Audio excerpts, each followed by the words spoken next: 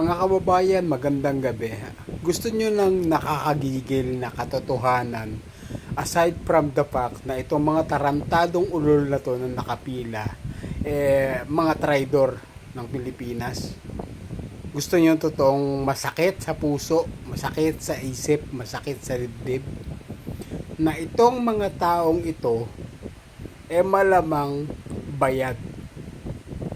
At ang ibinayad sa mga yan, hindi naman Talyano gold for sure. Hindi naman personal na pera kung sino man yung nag-utos. Of course, pera ng taong bayan.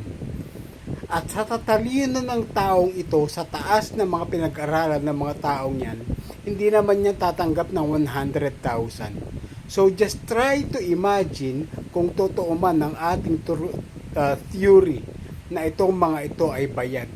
Kung magkano ang tatanggapin ng kada isang ulong yan para sa mga katraidorang pinagagawa nila sa bayan, sa pagpapadala nila sa dating Pangulo pa man din. Paano na lang tayong mga ordinaryong Pilipino na nagsasalita? Baka na lang bigla na lang kagaya ko, di ba? Tumimbuang na lang ako isang araw, hindi na ako makita. Dahil nagsasalita ako, nag-e-express ako ng aking opinion. Again, pasasakitin ko lang ang mga ulo nyo, ang mga damdamin nyo, aside from the fact na tayo'y gutom na literally ang mamahal ng bilihin, ang pera, ang tax money ng mga Pilipino ay malamang ibinayad sa mga ulupong na yan. Sino ang hindi mag-iisip na hindi sila bayad? Diba?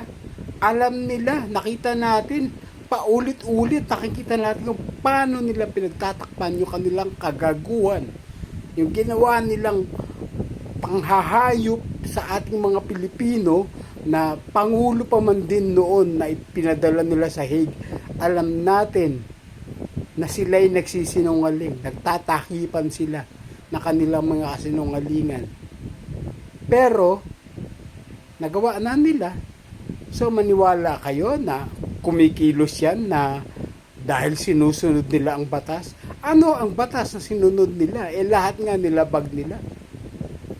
So ayun lang. Sakit sa puso, no?